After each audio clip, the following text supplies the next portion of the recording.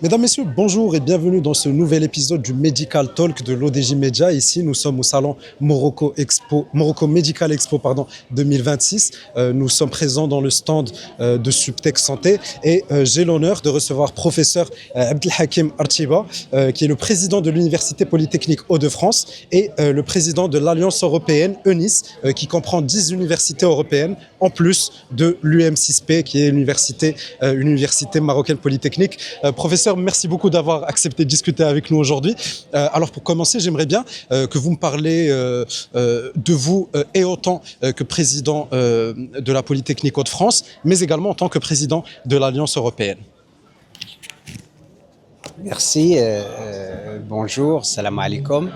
Je suis d'abord extrêmement heureux d'être chez moi parce que je suis né dans cette région. J'ai grandi ici, j'ai fait mes études ici, sur Casablanca, et puis je suis parti pour faire des études, c'était en Belgique. Et puis forcément la France, on a toujours ces relations intenses avec la France. Donc je suis passé par la Belgique où j'ai étudié, j'étais professeur à UC Louvain, une vingtaine d'années. Et puis Paris-Montréal pendant 3 ans, où je voyageais entre les deux, dans 2 écoles d'ingénieurs aussi. Et puis, je suis venu à Valenciennes pour la création d'un centre de recherche technologique sur le ferroviaire, avec Alstom, la SNCF, etc. Tout ce qui existe dans le ferroviaire en France et en Europe, parce que Valenciennes, c'est le centre européen du ferroviaire. Donc, par exemple, les trains que nous avons ici sur Casablanca, tout ça, c'est Alstom, c'est Valenciennes même. Et donc, il y a 20 000 emplois dans la région de Valenciennes. C'est la première région en Europe en ferroviaire, la première française en automobile et la deuxième en logistique. Donc, c'est des domaines qui nous intéressent. Aussi au Maroc, et les relations forcément sont très bonnes et nous essayons de faire cette courroie de transmission.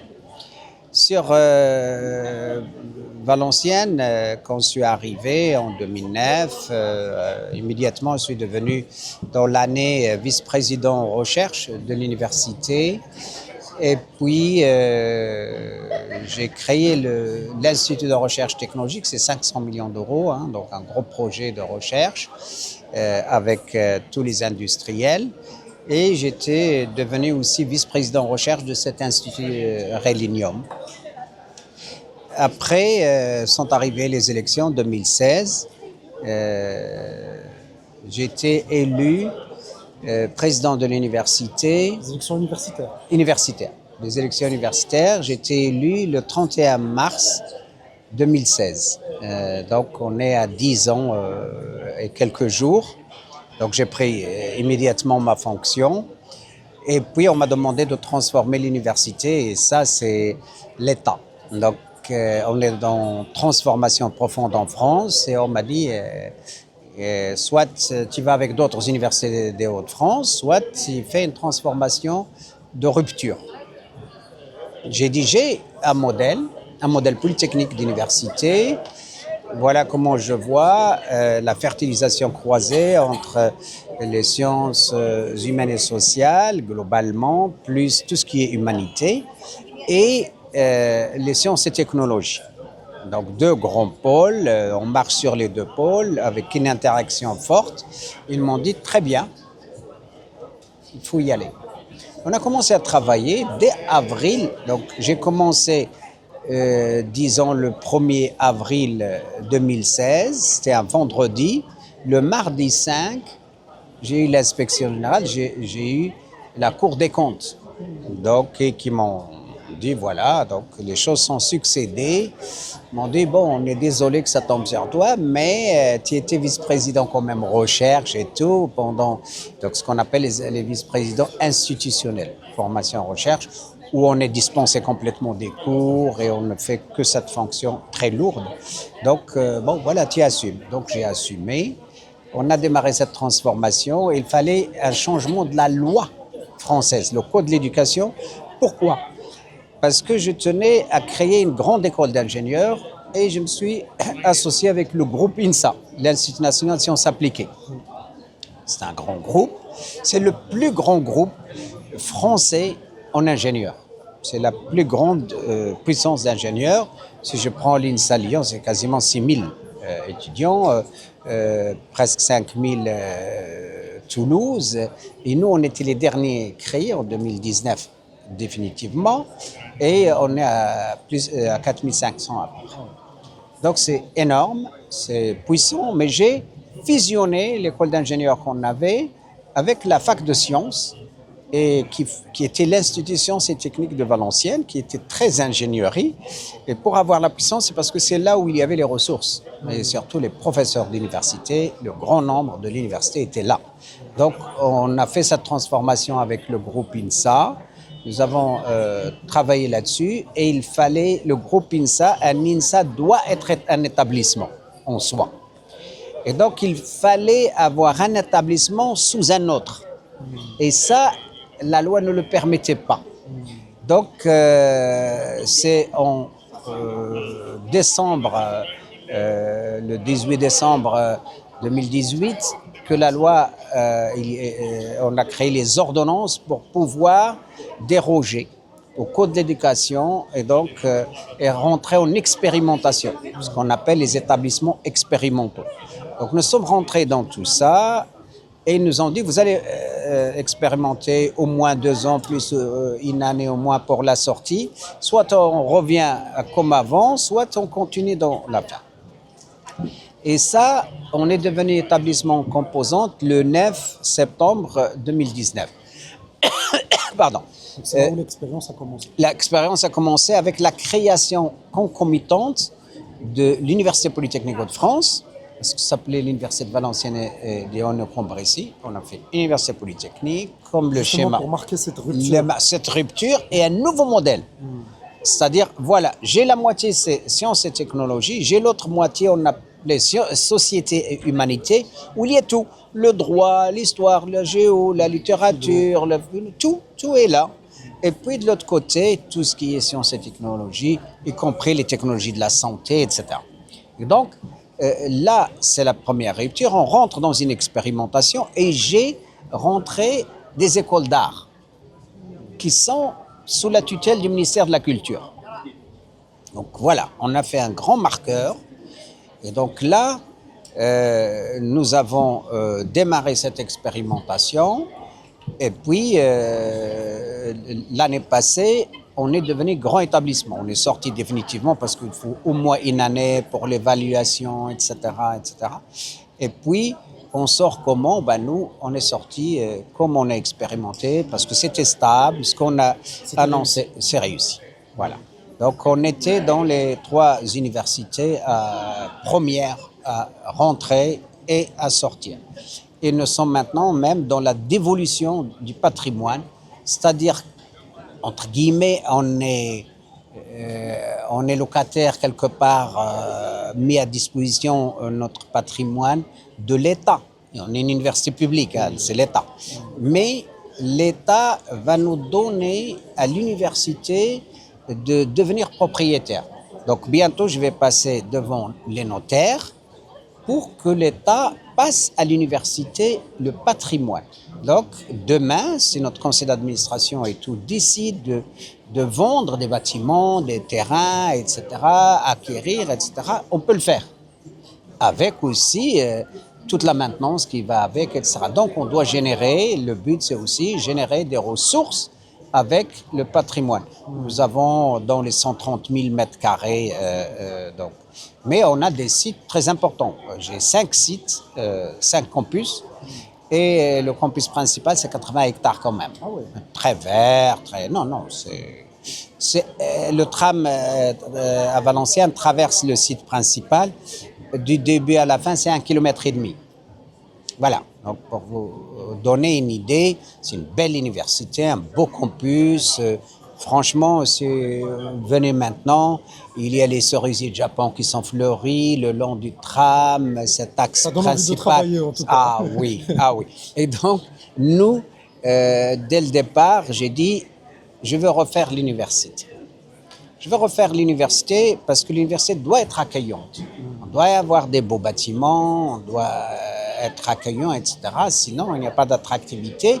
Et puis, on se sentirait pas bien dans l'université. Ça, c'était un des objectifs principaux. La transformation, la beauté de l'université. Et puis, qu'est-ce que j'apporte aux collègues? Donc, c'est des projets, etc. Comment le faire? Je me rappelle au début, c'était un peu difficile parce que les gens disent « mais oui, mais où est-ce qu'on va chercher cet argent ?» Je dis « la première tranche, il me faut 60 millions d'euros. Hein, donc voilà. » Et on me dit « mais où est-ce qu'on va les chercher ?»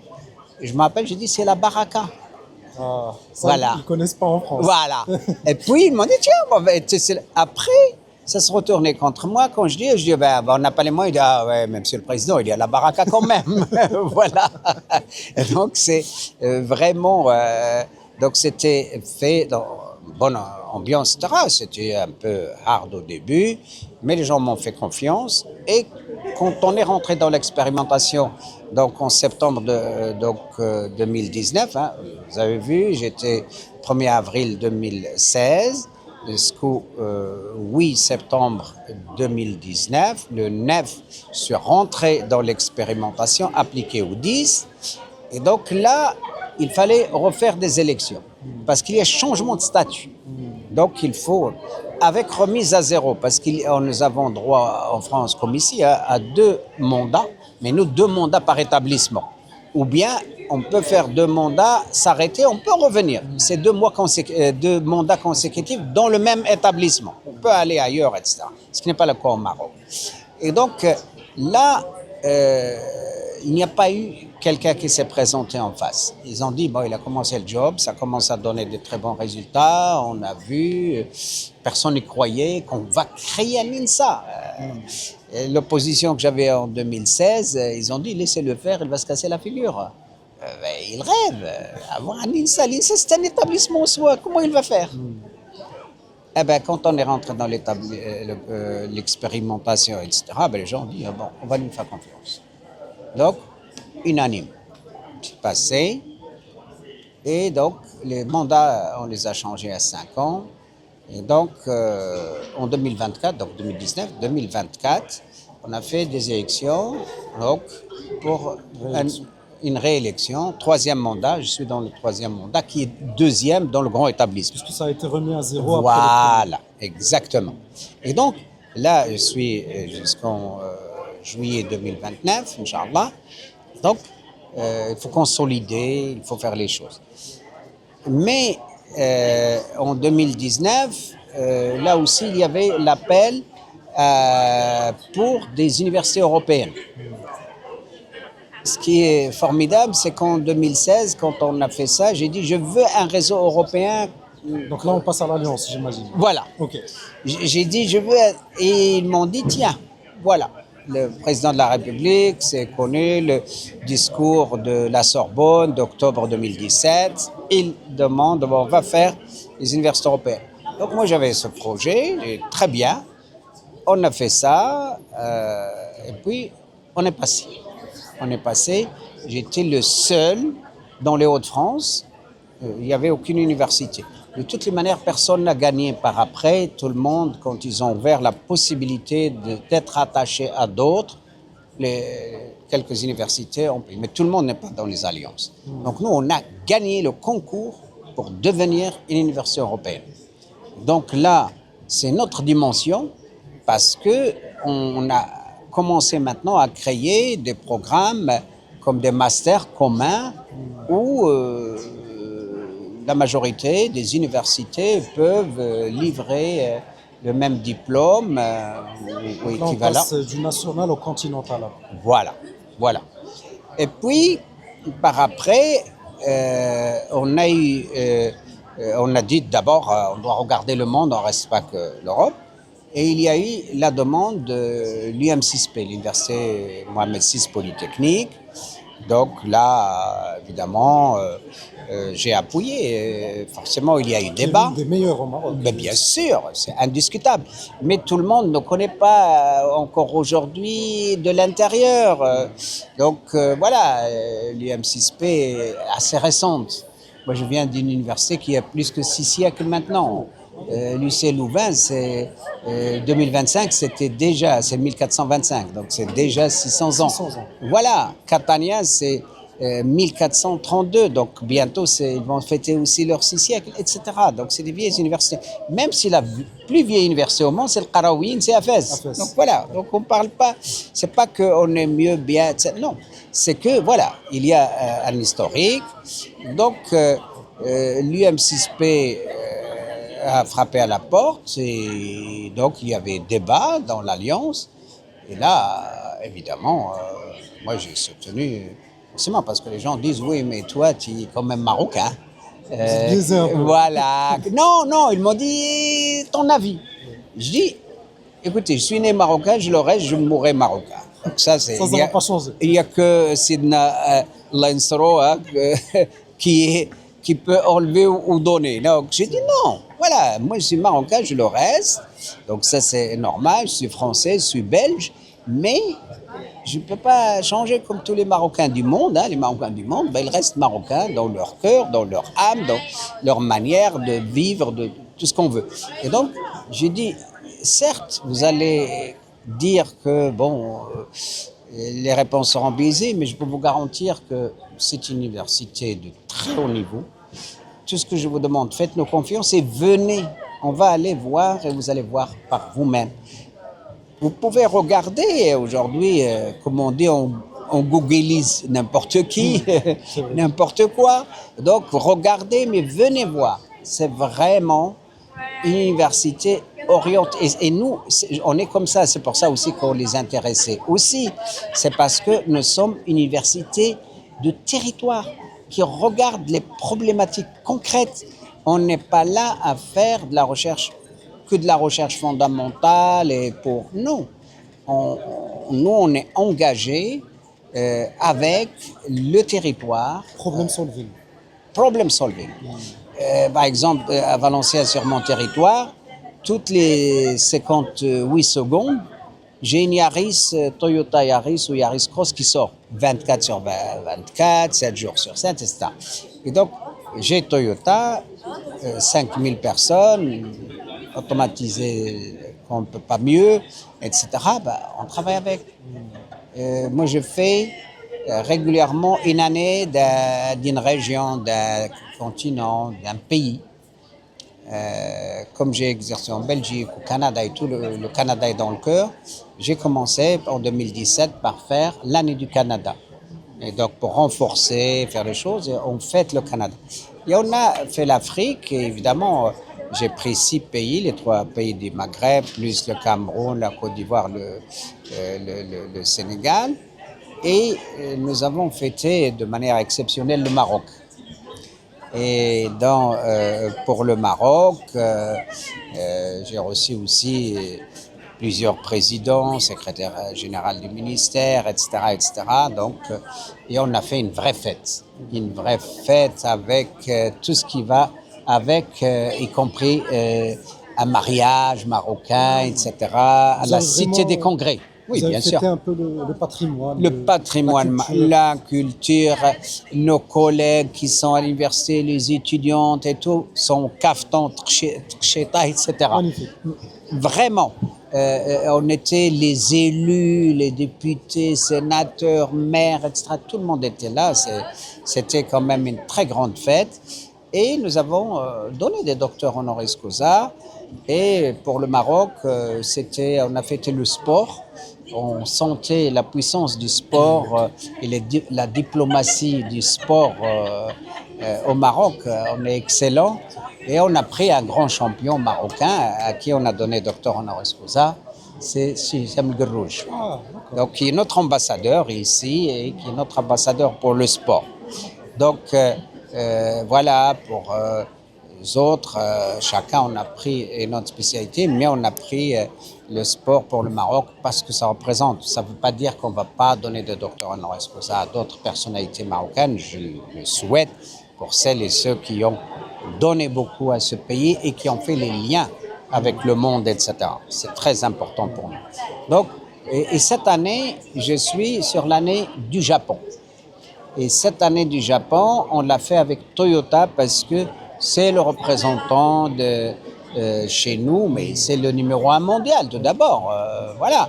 Et puis on a une usine exemplaire dans le monde, etc. Faut profiter de son entourage. Hein. Voilà. Il y a 82 sociétés japonaises en Hauts-de-France, la majorité autour de Toyota qui est un champion, y compris pour le Japon. J'étais avec le président de région des Hauts-de-France, Xavier Bertrand, ces 2 dernières années au Japon. On était pour l'Expo universelle au mois de septembre passé, région mise à l'honneur. Et donc, j'ai été là-bas, on a visité aussi les universités, a été chez Toyota, chez Yamaha, etc. Et donc, même au Japon, Toyota, c'est un grand nom. C'est un grand nom, c'est le champion. C'est comme si on dit une entreprise au Maroc, l'OCP, l'OCP c'est l'OCP. La Toyota c'est un peu ça aussi pour le Japon. Et donc, mon objectif c'est toujours, je pousse Toyota à ouvrir au Maroc. Donc je n'arrête pas, je l'ai demandé à la haute direction Toyota au Japon, Toyota zone MENA, etc. Donc, on est tout le temps dans cette discussion-là. Ils sont venus visiter, regarder. Plusieurs personnalités au Maroc le savent, hein, des Wali, des choses comme ça. Donc, on est aussi sur ce développement. Donc, pour vous dire que nous, l'université, c'est une université aussi d'innovation, de liens forts avec l'industrie particulièrement, mais avec son territoire. Et l'UM6P, il est comme ça. Donc, c'est cette innovation, ce développement, ce lien avec l'entreprise. Pourquoi on fait les choses? Moi, j'ai toujours dit, moi, je ne veux pas des technologues, je veux des ingénieurs qui, d'abord, sont bien formés sur l'aspect technique, mais aussi sciences humaines et sociales, donc ce qu'on appelle soft skills, mais un peu plus étendu que ça. Et par exemple, nos ingénieurs doivent avoir au moins un stage de 6 mois minimum à l'étranger, tout d'abord, et chaque année, ils ont des stages, etc. Et donc, on est très lié à l'industrie, mais évidemment, une insertion immédiate, comme notre école de management, l'IAE. Donc, c'est la même chose, c'est très vite, ils restent dans leur stage, ils sont à travers la planète. Et donc, ça, on y tient. Et c'est pour ça que le lien avec Simdromi ici, c'est dans le même sens. Simdromi, c'est le président de la fondation de recherche de succession. La fondation président, c'est conseiller de Sa Majesté, Azoulay. Voilà. Donc, voilà, là, évidemment, ce qui se passe ici, vous voyez dans le salon, etc., la fondation, ici, c'est des choses qui nous parlent. C'est des choses qui... Vous êtes sur la même longueur d'onde. 100%. Je connaissais Simdromi avant même qu'il soit directeur de l'INSEM, quand il était directeur de l'INSEM, le centre d'innovation, etc. On a les mêmes fibres. Et ça, c'est très important. Il ne suffit pas d'avoir des idées. Il faut avoir les idées, avoir cette flamme pour devenir, entre guillemets, un peu infatigable. La motivation forte pour aller jusqu'au bout de la réalisation de ces idées. Et c'est ça qui fait la différence. Et Mdromi, c'est ce qu'il fait, et il sait s'entourer. Ça, c'est fondamental. Il faut savoir s'entourer. J'ai quasiment la même équipe de 2016, ça fait 10 ans, parce que j'ai mis du temps pour dire je dois trouver dans chaque secteur des personnes qui me complètent, qui doivent savoir mieux que moi. Sinon, ça ne m'intéresse pas. Je ne vais pas leur dire je suis le meilleur en quoi. Oui, on peut connaître une chose, mais pas toutes les choses.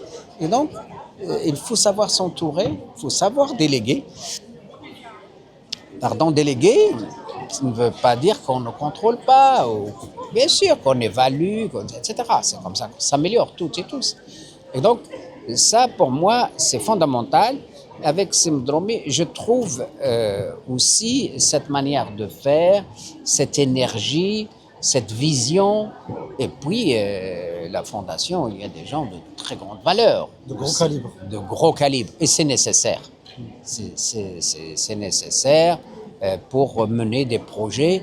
On les mène pas ce genre de projet, on les mène pas pour soi. On les mène pour une région, on les mène pour un pays. Avec en haut le chapeau avec une vision. Si on parle du Maroc, c'est la vision de Sa Majesté, que le Dieu le glorifie et qui lui donne la santé, le bonheur, etc. pour qu'il continue à nous guider. Mais ça, c'est fondamental. Mais si je prends mon cas en France, de toutes les manières, par exemple, le 23 septembre prochain, je réunis tous les élus, les industriels de la région pour dégager une vision. Et j'ai un comité d'orientation stratégique où il y a des personnalités importantes du monde académique, industriel, politique, etc. Quand on a cette vision, on leur présente aussi et on a besoin de leur critique. Il faut forcément avoir des partenaires. Bien sûr, bien sûr. On forme pas des chômeurs. On doit former des gens qui ont un lien concret avec la réalité et les besoins. Sur ce point, si vous me le permettez, depuis tout à l'heure, je vous écoute et vous avez toujours un petit coin dans votre tête, le Maroc, le Maroc, le Maroc. Ça fait vraiment plaisir. C'est vraiment magnifique de voir des calibres de votre taille, franchement, à la tête des plus grands établissements, des plus grandes universités européennes et qui ont toujours ce petit souci d'améliorer comme ils peuvent de leur place la vie des Marocains de façon générale. Je vais essayer de vous tirer vers un terrain un petit peu plus difficile, de par votre grande expérience, que ce soit en Belgique, au Canada ou en France, et de par les rapports que vous entretenez ici au Maroc avec les universités, que ce soit les universités publiques ou privées. J'aimerais vous demander un petit peu qu'est-ce qui cloche chez nous? Pourquoi est-ce qu'on n'arrive pas à avoir ces mêmes résultats dont vous parlez depuis tout à l'heure, alors que ce n'est pas les profils qui manquent? Vous avez mentionné Monsieur Mdmouré, par exemple, on a des gens de gros calibre, mais on a l'impression qu'il y a quelque chose qui manque, on n'a pas encore trouvé la bonne équation. Est-ce que c'est une spécificité? Est-ce que c'est un élément maroco-marocain qui manque? Qu'est-ce qui manque exactement? D'abord, je rends hommage à tous mes collègues compatriotes marocains qui ont choisi de rentrer. Parce que à ma génération, la majorité ont fait leurs études.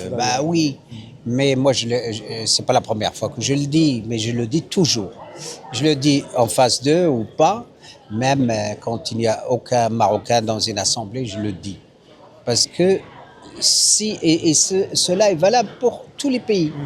Si la diaspora ne fait rien pour le pays, il y a un problème. Si la diaspora ne contribue pas aussi, certains doivent rentrer, etc. Mais libre choix, chacun choisit. Je pouvais m'insérer comme il faut au Maroc. Je remercie plusieurs ministres sont passés, des recteurs avant, président de l'université aujourd'hui. J'ai eu les opportunités dans l'administration, l'université. C'est parce qu'il manque pour un profil comme bien le vôtre. sûr, non, mais je suis reconnaissant. Moi, je suis humble, pas d'arrogance, mais il faut rester humble dans la vie, parce qu'on ne sait pas ce qui se passe le lendemain. Et puis, on connaît. Plus on avance, plus on sait qu'on ne connaît pas tellement de choses. On connaît un petit peu, et voilà, il faut rester modeste, etc. Malheureusement, il y en a qui... Malheureusement, voilà, ça c'est triste, c'est triste. Donc, non. Moi, je ne crois pas qu'il y ait des choses qui clochent au Maroc. D'abord, je rends hommage à Allah yarhamou, quelqu'un, Abdelkabir Boukas, qui était professeur à l'école polytechnique de Montréal, qui est sorti de l'école Mohammedia d'ingénieur. Et chaque fois, quand on parlait et tout, il disait toujours, nous avons des excellentes écoles d'ingénieurs. Nous avons des modèles. La preuve, c'est quand on sort, c'est Daoud El Qadi sorti de là, un grand professeur à l'université de la Vallée. Je peux en citer des dizaines. Voilà. Et moi-même, je venais donner cours à l'école Mohammedia et j'ai eu la chance d'avoir des éléments extrêmement brillants de l'école Mohammedia, dont certains sont des grands professeurs. Je peux citer d'eux, c'est Fouad Adrien, le professeur Fouad Adrien, qui est professeur à Centrale Casablanca, qui était professeur à l'UC Louvain, l'université dont je parlais, et qui est major de promo de l'école Mohammedia en génie mécanique, et qui est un exemple de réussite aussi, et qui a choisi de rentrer. Il était professeur à une vieille université de ce niveau-là, UC Louvain, et il a choisi de rentrer. C'est Anwar Jamali, qui était PDG d'OCP Africa. Il était professeur au Canada. Il a choisi de rentrer. Et j'en cite Rachid Ben Mansour, à lauréat de l'école Mohammedia, qui était déjà enseignant-chercheur dans mon université, qui a choisi, et il est professeur à l'NCA. C'est Omar Souissi à l'INPT, etc., que j'ai eu comme étudiant. Et donc, des grandes réussites et une grande fierté pour moi et pour beaucoup de la nation. Mais ces gens, je les remercie, ils sont rentrés et ils sont en train de donner beaucoup. Donc, votre question, c'est, je comprends ce que vous me dites, mais je vais vous dire, nous sommes dans une grande mutation au Maroc. Il faut s'adapter. On a des nouveaux besoins. La santé, on est dans le domaine de la santé ici, mais ça évolue de manière exceptionnelle parce qu'il y a l'intelligence artificielle, il y a tout ce qui est digital maintenant qui vient envahir nos quotidiens. Notre quotidien, mais nos quotidiens dans tous les domaines. Et on est là à débattre de tout ça ici, échanger nos expériences en France, ici, et je rends hommage aux collègues ici qui font des choses formidables. Mais le Maroc a changé. Le Maroc a changé, on se le dit en Europe. Attention, on va travailler avec le Maroc, mais ce n'est pas le Maroc d'il y a 40 ans. Le Maroc, aujourd'hui aussi, a les moyens. L'université marocaine a les moyens. C'est fini, l'université marocaine a autant quasiment de moyens que les universités européennes. Je ne parle pas de l'UM6P. L'UM6P, c'est autre chose. C'est un autre niveau. Ce n'est plus, c'est pas le même étage.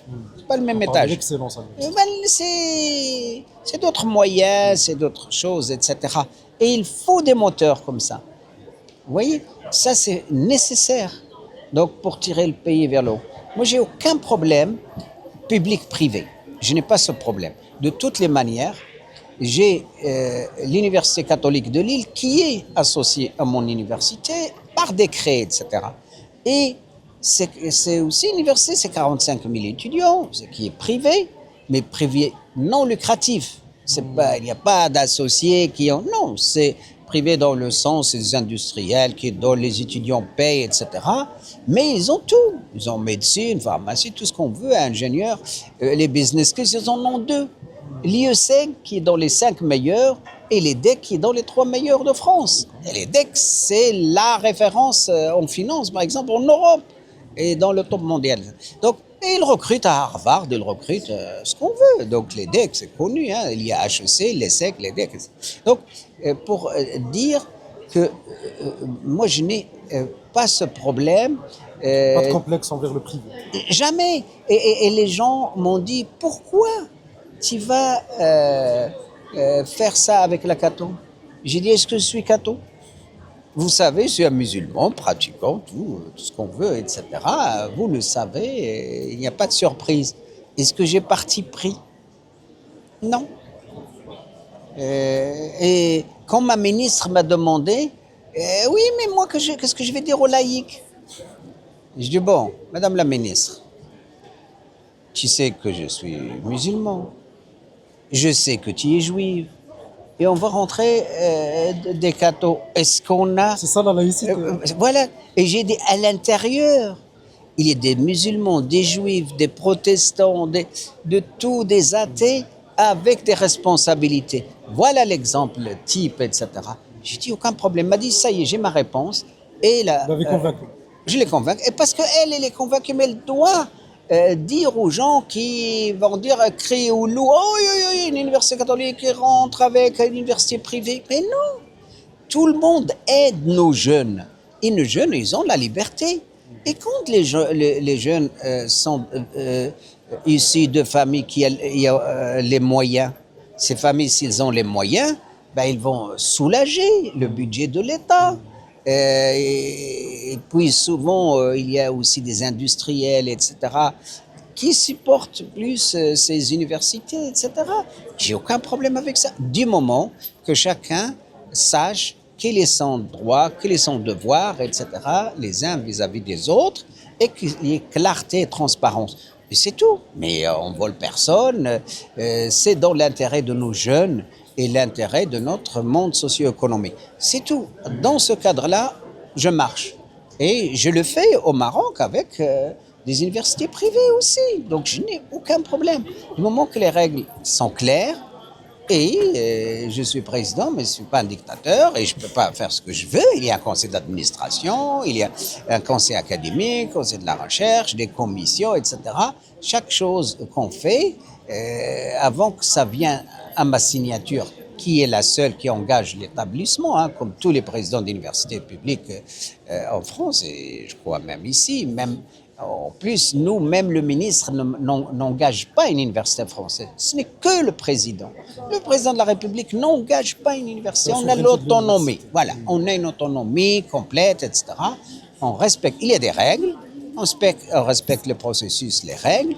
Donc, les choses pour nous sont très claires. Mais avant que ça arrive à ma signature, il faut qu'elle fasse tout le circuit. Si c'est à l'international, il y a un pôle de relations internationales, il y a des instituts, des écoles, ça dépend où, quel est l'impact sur quoi. Par exemple, l'INSA, école d'ingénieurs.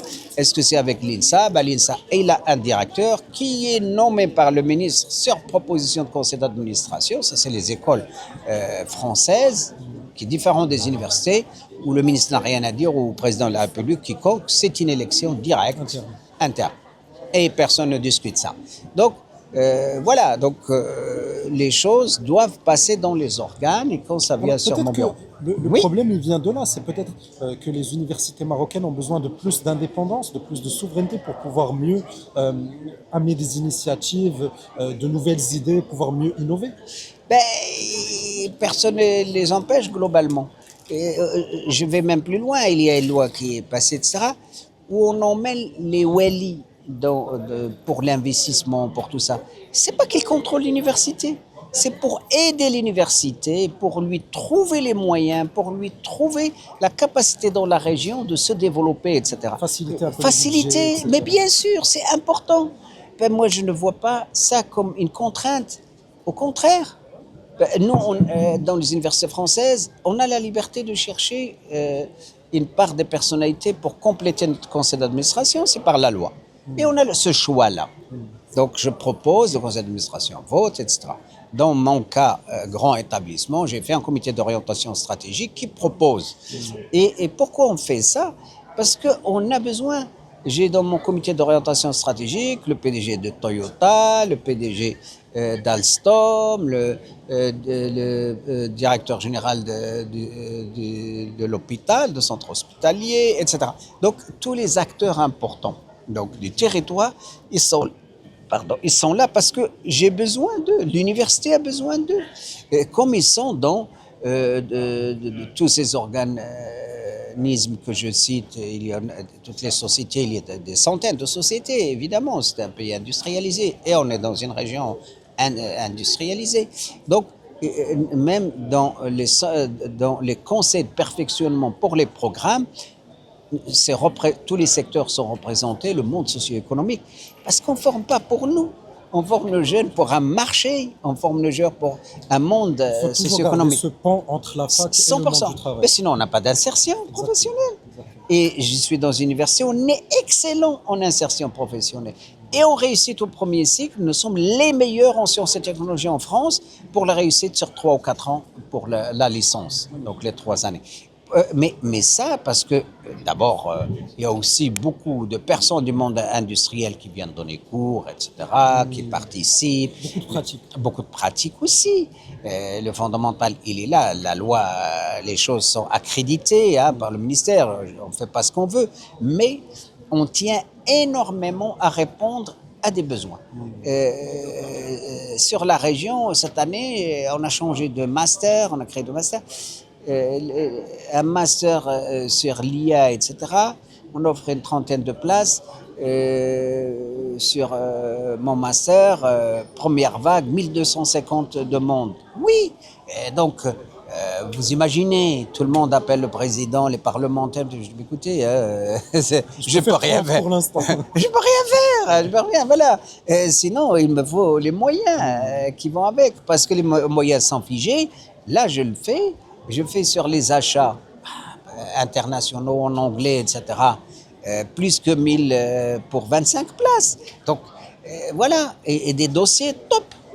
Donc, mais moi, ma consigne, c'est changez-moi les programmes qui ne fonctionnent plus. Je vais pas, surtout sur les masters. Pour la licence, c'est la base, C'est fondamental. c'est fondamental. Mais un master, certes professionnalisant et tout, mais il faut qu'il réponde à un besoin. Il faut que ce soit bien ciblé. Ciblé. 10 ans après, peut-être que ce n'est plus ça, on change. Peut-être qu'on ne remet pas à plat 100%, mais peut-être 30, 60%, ça dépend de changements, etc. Ça, nous tenons. L'innovation pédagogique, on est vraiment des champions en innovation pédagogique. Nous avons les métavers, c'est développé par nos équipes, etc. Donc, nous avons ce qu'il faut. Et là, évidemment, on a des choses à faire aussi avec les universités marocaines. Donc, par exemple, je parlais tout à l'heure de Toyota. Maintenant, Toyota nous a demandé à nos équipes, et j'ai le vice-président numérique, le professeur Mohamed Abed, qui m'accompagne, qui est ici, etc. Et qu'est-ce que Toyota nous dit? Sur la chaîne de montage, on veut qu'il y ait la formation des opérateurs. De temps en temps, hop, il a 10 minutes, il va prendre formation continue sur la chaîne même. Il va, hop, il prend son casque, et donc en XR, donc il regarde, il voit, etc. Il est formé sur la réalité, augmentée directement, etc. Donc ils m'ont dit, mais tu sais me faire ça? Mais bien sûr, avec plaisir, on leur a montré. Ben, tout le monde y participe, Toyota va mettre de l'argent, la région, etc., etc. Donc il y a des choses aussi, par exemple la maintenance préventive et tout, bon, on doit savoir quand est-ce qu'on arrête des robots complexes, etc. Donc, mais pour ça, ils mettent un robot à l'université, le même, pour que nous, chercheurs aussi, l'étudient, voir donc les cycles d'usure, etc. Et donc, c'est des choses où on devient des partenaires stratégiques, où on travaille la main dans la main, il y a des ingénieurs qui travaillent, on forme pour eux. Donc, sur la maintenance, parce que j'ai parlé de maintenance, mais j'ai 2 classes à l'Institut universitaire de technologie, rien que pour ça. À l'INSA, j'ai aussi des ingénieurs donc en formation, qui sont en apprentissage chez Toyota. J'ai parlé de Toyota parce que c'est un industriel important dans la région, un partenaire industriel, et c'est l'année du Japon, hein, donc c'est pour ça aussi, et que le Maroc, c'est un pays aussi de l'automobile qui devient... Alors justement, je voulais bien sûr. Vous poser une question sur ce point. Vous avez mentionné 2 secteurs industriels majeurs, vous avez mentionné le ferroviaire et vous avez mentionné l'automobile. Ce sont 2 secteurs qui sont en développement au Maroc. Nous voyons maintenant dans le côté ferroviaire avec l'ONCF qui ouvre des lignes grande vitesse, aussi des lignes normales, qui est en train d'élargir de façon incroyable son réseau de couverture en attente du Mondial 2030. C'est l'événement phare que nous préparons pour l'instant. Mais vous avez aussi un certain nombre de compagnies, dont Stellantis, qui est la compagnie française par excellence, qui ont décidé de rentrer au Maroc pour délocaliser leurs usines, etc. Alors, de par votre proximité de ces 2 domaines et de par votre proximité aussi de l'écosystème marocain, comment est-ce que vous voyez cette évolution qui est quand même assez rapide et assez intense, et quelles sont les perspectives que vous voyez pour l'avenir de ces 2 industries chez nous au Maroc? Ben, je compléterai par l'aéronautique, parce que l'aéronautique aussi, et j'ai travaillé entre parenthèses aussi pour Airbus et beaucoup sur Airbus hélicoptère avec le pilotage automatique. J'ai parlé tout à l'heure du professeur Omar Souissi à l'INPT maintenant à Rabat, qui a fait son doctorat avec moi et avec Airbus hélicoptère sur le pilotage automatique des hélicoptères en situation de crise, quand on est une guerre, n'importe, parce que Airbus hélicoptère, ils font du civil et du militaire. Donc là, on est vraiment dans l'industrie complexe. On est pas Complexe, voilà. Très, très complexe. Et par exemple, le pilote évanoui, peu importe, etc., on doit ramener l'appareil. On doit le ramener, il save à la base, etc. Et ça, on a travaillé sur ça. J'ai eu plusieurs doctorants là-dessus, dont c'est Omar Souissi, marocain de haut niveau, etc. Et donc, qui fait beaucoup de choses maintenant. Il est extrêmement actif sur la place marocaine, et en intelligence artificielle, en cybersécurité, etc. Donc, à l'INPT, il fait beaucoup de choses.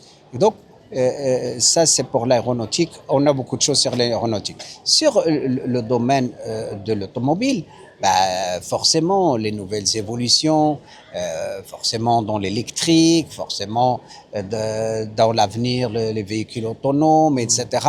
Dans l'électrique, bah, est-ce qu'on va toujours seulement charger ou est-ce qu'on va charger un pays ensoleillé comme le Maroc, etc. On peut avoir des avancées, soit directement sur les routes, autoroutes et tout ce qu'on veut, ou bien est-ce que aussi sur certains directement sur les routes et autoroutes, en roulant, bien sûr qu'on peut charger, on peut avoir des choses sur l'infrastructure elle-même, etc. Donc il y a beaucoup d'études là-dessus. Mais sur la batterie, nous sommes en train de faire beaucoup de choses au Maroc. Monsieur Yazami qui est un peu le créateur de la batterie. Je connais très bien. Et donc on était ensemble sur des conseils scientifiques ici au Maroc, etc. Donc en rapport avec l'énergie. Donc je le connais sur Singapour, etc.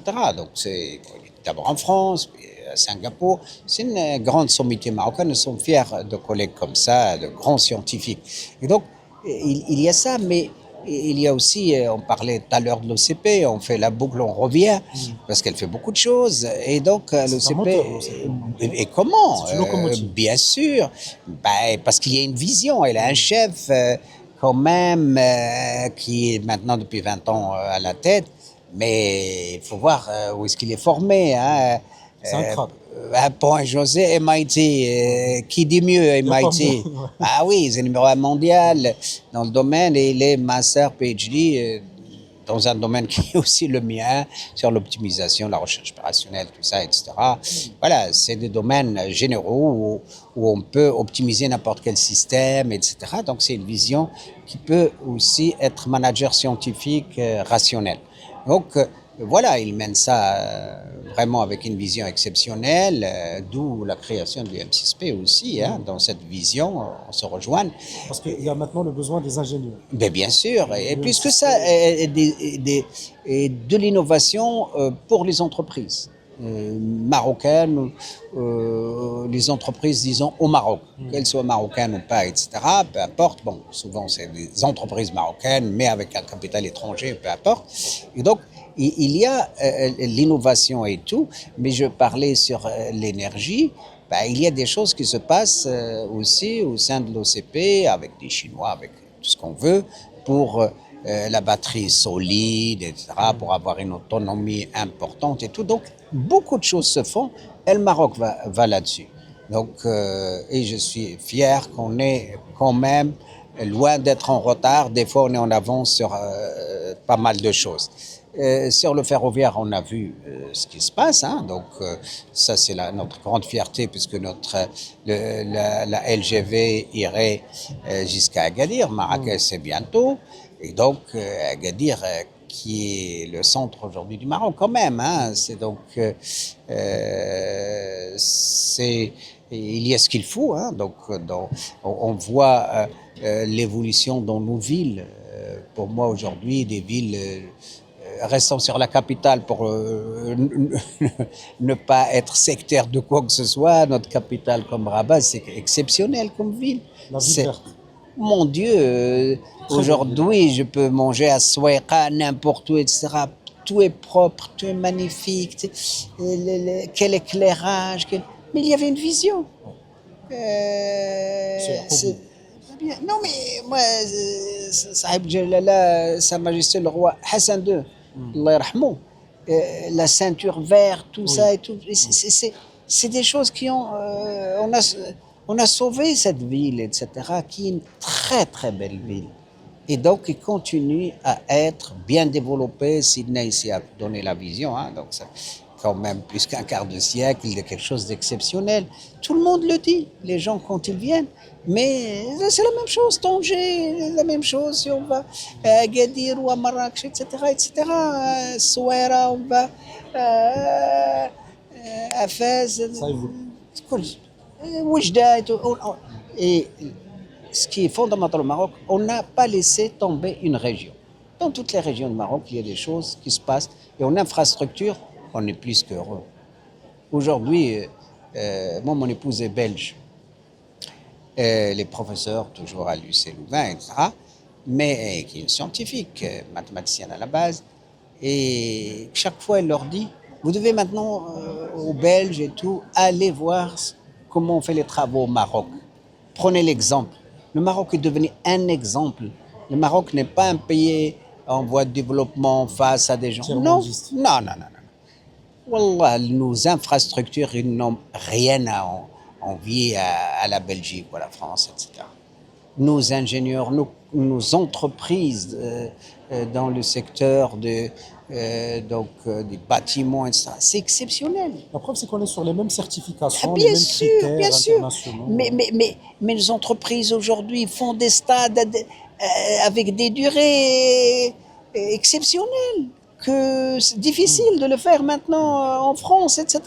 Et c'est ça l'émerveillement des Européens et des Américains, Canadiens et tout ce qu'on veut. Et même les Chinois, quand on leur parle, ils disent, ah oui, la preuve, les Chinois maintenant viennent chercher les Marocains.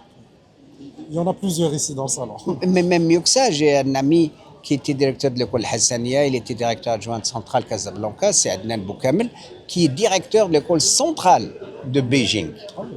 Oui, et maintenant, il est actuellement au Maroc, il recrute les jeunes dans les lycées, etc. Il fait les conventions avec les universités. Les Chinois veulent investir même dans ce domaine au Maroc et avec des Marocains et avec notre ambassade, forcément, etc. Donc, il y a des choses structurées. Le Maroc aujourd'hui ne fait pas un coup à la fois. Les choses sont structurées, il y a une vision, il y a une orientation, il y a une construction très claire. Et donc, et c'est ça qui... Et il y a une stabilité dans notre vision. C'est pas comme des pays où tous les 4 ans on change de politique. Non, parce que nous avons cette vision royale et une continuité de l'État. Et ça, c'est fondamental. Et c'est pour ça qu'il y a une confiance. Tous les pays maintenant, ils ont confiance au Maroc et le Maroc se prend en charge. Les Marocains se prennent en charge. Aujourd'hui, les Marocains, nous croyons en nous-mêmes. Et ça, c'est un changement radical. C'est un changement radical. Donc, quand on vient au Maroc, rien n'est impossible. Tout est possible aujourd'hui. Et on le voit ici. Dans ce salon, il y a des jeunes qui ont des idées, qui innovent, qui mettent sur le marché, etc. C'est ça qu'on veut. C'était notre rêve il y a 20, 30 ans. Aujourd'hui, on le voit, une réalité.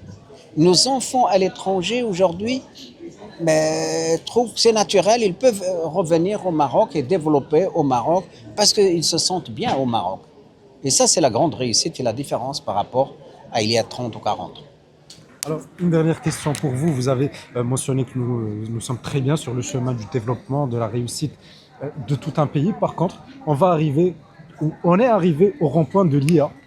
Qui est l'IA qui est aujourd'hui l'élément indispensable un peu pour tous les secteurs, comme vous l'avez dit un petit peu plus tôt. De manière générale, le Maroc n'est pas fermé à ce changement de l'IA. C'est une opportunité, mais ça peut aussi être un virage qu'on peut rater. Qu'est-ce que vous en pensez ? Moi, j'ai assisté ici à plusieurs conférences données par des collègues marocains, des ingénieurs à la base, des professeurs, etc., des ingénieurs, disons, et des médecins. Et là, je suis vraiment agréablement, pas trop surpris, parce que je suis en relation continue avec les universités marocaines et tout. Franchement, On a des écoles d'ingénieurs en intelligence artificielle. Je travaille aussi avec Casablanca, avec plusieurs universités, mais aujourd'hui beaucoup aussi avec Agadir. Et tous les deux, nous avons signé ici avec la fondation et tout. Et donc, Agadir, ils ont leur école d'intelligence artificielle. C'est une école d'ingénieurs, mais leur doyen de la fac de médecine, on dirait que c'est un ingénieur en IA. Donc, leur président, professeur Nabil Hmina, bon, ok, C'est un passionné. c'est la formation aussi. Donc, il vient des domaines, etc. C'est un informaticien, maths appliquées, tout ce qu'on veut, data scientist, c'est tout. C'est naturel. Mais le doyen de la fac de médecine, par exemple, d'Agadir, c'est le docteur Mehdi Sofi, il nous donne des leçons sur l'IA, l'utilisation d'IA, etc. Donc, un médecin qui n'a rien à voir là-dedans. C'est un chirurgien, un professeur PIPH, un prof d'université praticien. Donc, vraiment, ça fait plaisir. On a eu des débats avec aussi la doyenne d'Ibn Zor, mais à l'Ayoun, Madame Alaoui, donc Docteur Alaoui aussi, et d'autres. Qui était conférencière. Bien, conférencière, etc. Donc, bon, je peux en citer des dizaines, mais ça fait plaisir. Donc, le Maroc n'est pas en retard. Le Maroc a pris ce virage. Les jeunes, et ingénieurs ou pas, donc ils ont compris que c'est là où il faut avoir cet arc, cette corde dans son arc, à côté de beaucoup de choses. Bien sûr qu'il y a un bouleversement. Les traducteurs, je ne sais pas quel est l'avenir des traducteurs, si ce n'est que des traducteurs de haut niveau qui passent derrière l'IA pour améliorer les choses. Voilà. Mais sinon, aujourd'hui, on le sait, il y a des lunettes, il y a des casques, il y a plein de choses, des oreillettes, etc., où on a la traduction simultanée, instantanée. Donc, c'est merveilleux. Il n'y a pas longtemps, j'étais en Chine, donc quand j'étais en Shanghai, et par exemple la dernière fois, le taximan ne parle que chinois, mais déjà il nous dit de parler, lui il parle en smartphone, et puis voilà, à travers la machine on parle parfaitement. Donc c'est devenu naturel. Il y a 10 ans, on se disait bon, c'est pas encore ça. Donc c'est devenu naturel. Quand on voit les voitures aujourd'hui, moi je monte dans ma voiture, parce que mon téléphone se connecte, et souvent elle me propose, vous allez là. Des fois je dis, voilà, on a échangé là-dessus hier. Ça devient des fois inquiétant. C'est-à-dire qu'on n'est plus jamais seul, quoi. On peut enlever la pile à ce téléphone et il est toujours un mouchard, etc. On monte dans sa voiture, aujourd'hui, c'est une voiture de haut de gamme, etc. C'est la folie, tout est là. Donc, on est dans notre quotidien, donc concerné par l'IA. Évidemment, nous-mêmes, dans mon université, tout ce qui est rapport et tout, on est passé outre maintenant de faire les rapports, on corrige seulement. On enregistre, les rapports sont faits automatiquement de nos réunions, les groupes de travail, on fait les synthèses, tout à l'aide aussi de l'IA. Il y a encore des choses qui ne sont pas 100% fiables, mais petite lecture finale, voilà. Sur les rapports et tout, c'est devenu très, très, très, très bon. Très efficace. Très efficace. Il y a encore 6 mois, c'était encore compliqué, on s'amusait sur les calculs et tout, de se tromper. Aujourd'hui, ils génèrent des codes optimisés, etc., pour, par exemple, des calculs actuaires ou choses comme ça. Je suis impressionné. C'est des choses difficiles mathématiquement, mais aujourd'hui, ça génère tout ça. Donc, on est rattrapé toutes les semaines par des choses qui sont exceptionnelles. Vous êtes jeune, vous le savez, j'ai des enfants On vit avec quotidiennement. jeunes, c'est devenu affolant. Des fois, on me parle, c'est comme... je dis oui, oui, quand j'étais jeune, les dinosaures étaient là, etc. Tellement, mes enfants, les plus jeunes d'entre eux, j'ai des jumeaux qui ont 16 ans et demi, ben, je m'amuse, les grands, ça va. Ils sont tous bon, ils sont ingénieurs, tout ça, ils travaillent et tout, bon, on fait la recherche aussi, etc. Mais là, c'est fou. Le gap est tellement important que lorsqu'on nous entend parler de choses, c'est comme si nous, on a vécu avec les dinosaures. Ça bouge réellement de jour en jour. Mais bien sûr, bien sûr. Et donc, aujourd'hui, vous avez certainement lu des choses, etc., où il y a des IA maintenant où ils s'interdisent à mettre à la dispo du grand public, etc., certaines applications parce qu'on peut tout craquer en sécurité. On peut tout craquer, tous les codes, etc. C'est devenu fou. C'est devenu fou. Donc, mais on doit s'adapter. On se pose les questions. On doit vivre avec. On n'interdit rien. Mais on doit cadrer tout ça et expliquer comment analyser, se libérer du temps pour l'analyse, pour la réflexion. Le travail de fond. Le travail de fond. Et ne pas se limiter à ces détaches. Bon, avant, on passait des heures et des heures. Et si on retourne, moi je viens de la terre, etc. Donc, il y a 50 ans, on faisait, donc quand on doit désherber, etc., ben, il fallait des centaines de personnes.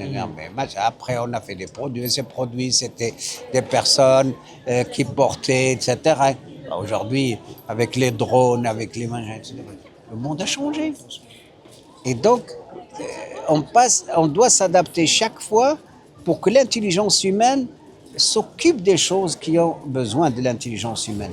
Et ce qui est, comme c'est dit, artificiel, c'est-à-dire qu'on peut automatiser ça, répétitif, ou faire un raisonnement déductif, ou faire des raisonnements qui sont maîtrisés, etc. Ben, ça ne sert à rien de continuer à faire ce qui peut être fait par la machine. Aujourd'hui, à la maison, ben, j'ai robot, évidemment, depuis quelques années pour couper la pelouse, le gazon, mais j'ai le robot aussi pour aspirer, nettoyer le sol à la maison. On programme et on lui dit, tu passes à la cuisine de telle heure à telle heure, tu fais tel salon telle heure à telle heure, tu fais ça, etc. Mais c'est vraiment fascinant. C'est fascinant. Ça améliore la qualité de vie. Mais bien sûr. Au lieu de nettoyer 1 ou 2 fois par semaine, aujourd'hui, c'est fini, le robot le fait. Ça vous fait gagner au moins 2-3 heures. Et puis tous les jours. On va dormir et on dit au robot, voilà, tac, tac, tac, telle zone, tu t'en occupes. Mais c'est merveilleux.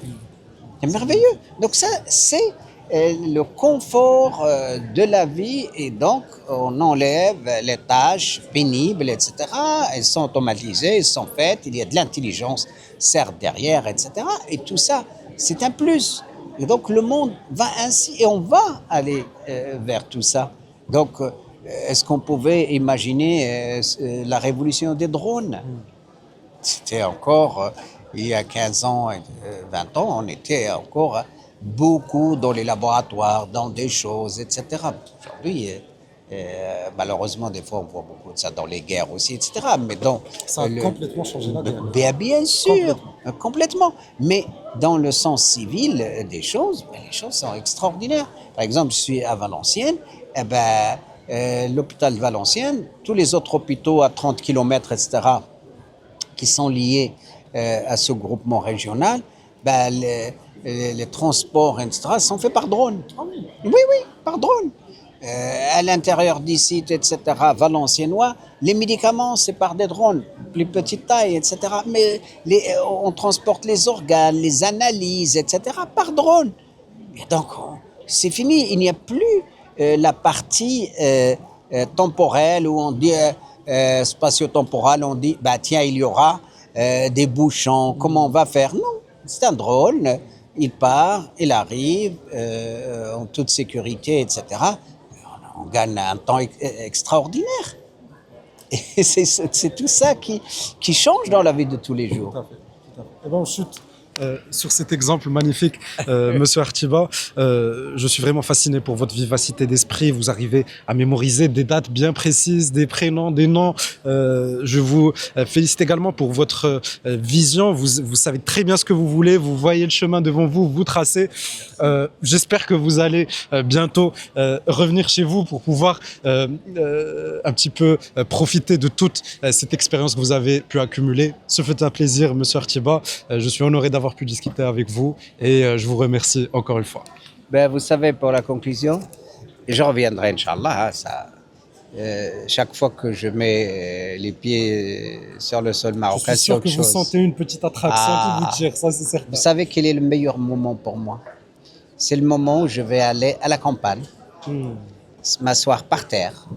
Renouer Ça, avec vos origines. Voilà, avec des gens qui n'ont même pas idée ce que ça veut dire l'IA ou quoi que ce soit. Eux, ils n'ont rien à voir avec c'est moi, le fils d'eux, le machin d'eux, etc. Et c'est la plus belle des choses. Parce que on n'est pas là sur des intérêts.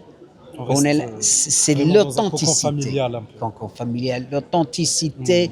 On va faire un peu de msemen ou chfenj ou que sais, etc. Bread, et on est assis par terre et on rigole et on parle du passé, des beaux moments. Etc. Ça, c'est le Maroc. Et j'espère qu'on conservera ça. C'est ça qui nous ramène à la réalité et c'est ça l'amour du pays. Et ça, on le trouve toujours. Et chaque fois, on est heureux de voir le Marocain qui est heureux, qui reste généreux dans tous les sens du terme. Tous les sens du terme. Et ça, à l'étranger, c'est connu. Et c'est fondamental. Un grand merci et au plaisir de vous revoir. Je suis, Inch'Allah, barakallahu fik.